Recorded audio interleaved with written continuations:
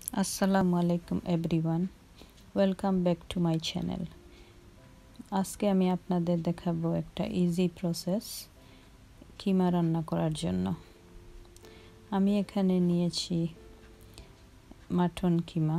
আপনারা চাইলে চিকেন কিমা আর না হয় ভেজিটেরিয়ান যারা আছেন তারা সয়া কিমা নিতে পারেন। যদি আপনি সয়া মিন্স আর চিকেন কিমা নেন সেক্ষেত্রে আপনার কিমাটা ধোয়া লাগবে না বা গরম পানির মধ্যে ভেজানোও লাগবে না। এখানে আপনারা দেখতে পাচ্ছেন আমি গরম পানি ঢেলে দিয়েছি কিমার ওপরে। কিছু সময়ের জন্য আমি এইভাবে রেখে দিলাম। একটি উডেন স্পুন দিয়ে আমি কিমাগুলোকে ভেঙে দিয়েছি, যা লামস আছে এইগুলা। তারপর আমি এখন পানি থেকে জড়িয়ে নিতেছি। আফটার 5 মিনিটস পানিগুলো আমি ফেলে দিব। এখানে দেখতে পাচ্ছেন আপনারা কীরকম কালো পানি বের হয়েছে। আমি এখন স্টেইনারটি একটি বোলের মধ্যে রেখে দেব কিছু সময়ের জন্য, পানি ঝরার আগ পর্যন্ত। এখানে আমি 3টি পেঁয়াজ, একটি আস্ত রসুন আর একটি বড় পিস আদা নিয়েছি। আদা আর রসুনকে আমি এখন কুচি করে নিব ব্লেন্ডারে ব্লেন্ড করার জন্য।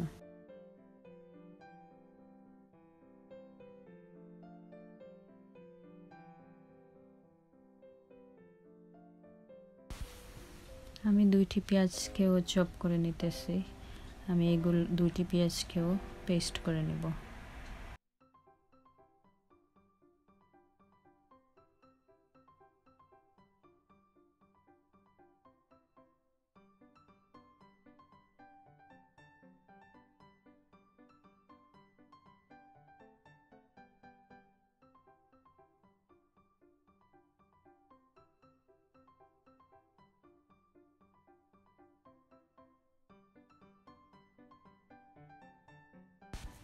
আমি এখানে বাকি একটি পেঁয়াজকে একদম কুচি কুচি করে চপ করে নিতেছি।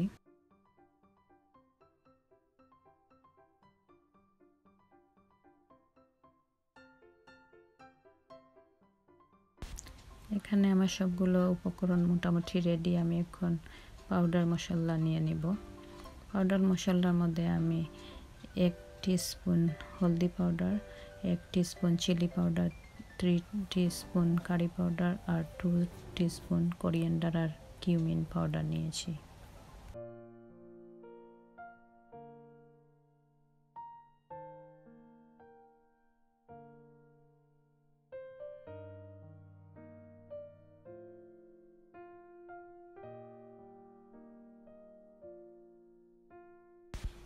আমি এখানে কিছু গরম মশলা নিয়ে নিলাম। আপনারা আপনাদের পছন্দ মতো এখানে কিছু গরম মশলা নিয়ে নিতে পারেন। এখন চলেন আমরা রান্না শুরু করি।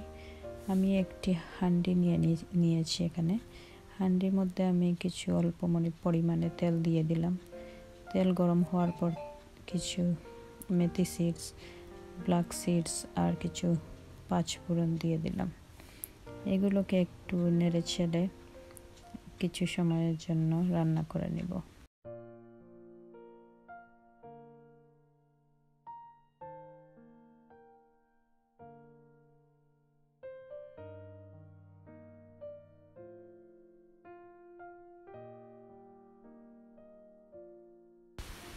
তারপর আমি এখানে গরম মশলাগুলো ঢেলে দিলাম।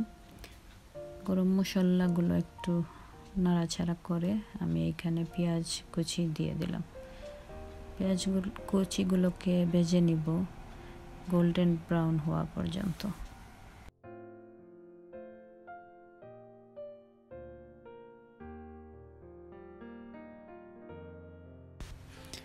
আমার পেঁয়াজগুলো এখন ব্রাউন হয়ে গেছে।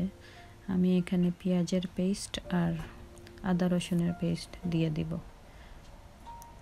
ভালো করে নেড়ে ছেড়ে কিছু সময়ের জন্য আমি এখন রেখে দিব।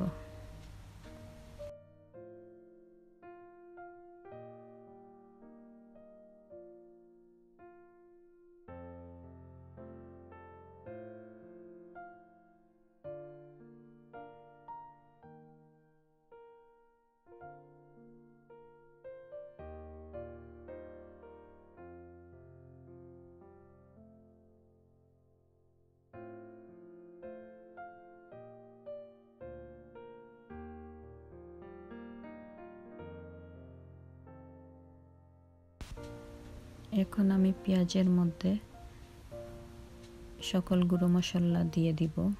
তারপর আমি ভালো করে মশলাকে কষিয়ে নেব 5 মিনিটের জন্য।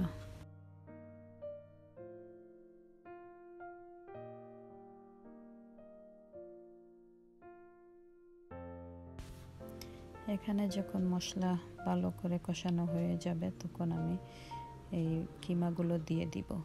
কিমা দেওয়ার পর ভালো করে একসাথে মশলা আর কিমাকে মিলিয়ে দিব।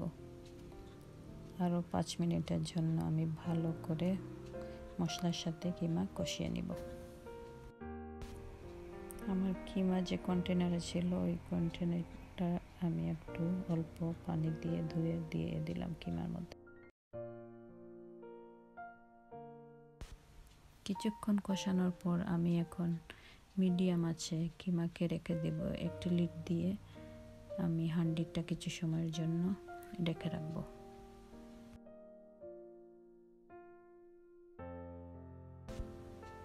এখন আমি পরিমাণ মতো লবণ দিয়ে দিব।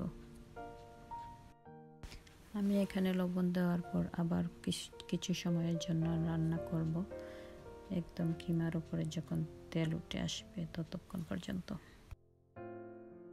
যখন আপনারা দেখতে পারবেন তেল উপরে চলে আসছে তখন এক ফালি লেবু এইভাবে চিপে দিয়ে দিবেন কিমার উপরে।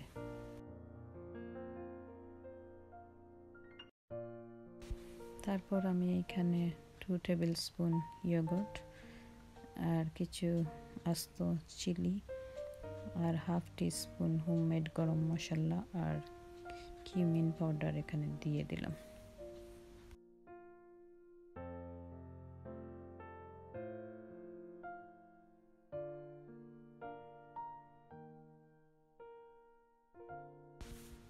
তারপর এখানে আমি ইয়োগর্টটাকে ভালো করে কিমার সাথে মিশিয়ে নেব যাতে ইয়োগর্টের কোনো লাম্পস দেখা না যায়। আমি এখানে কিছু কোরিয়ান্ডার লিভস দিয়ে দিলাম গার্নিশ করার জন্য।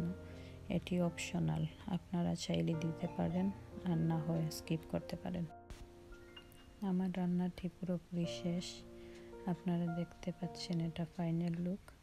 আশা করি আমার ভিডিওটি আপনাদের ভালো লেগেছে। ভালো লাগলে কমেন্ট করে কমেন্ট বক্সে জানাবেন। আপনাদেরকে অনেক ধন্যবাদ ভিডিওটি দেখার জন্য। ভালো থাকবেন, সুস্থ থাকবেন। আসসালামু আলাইকুম এভরিওয়ান।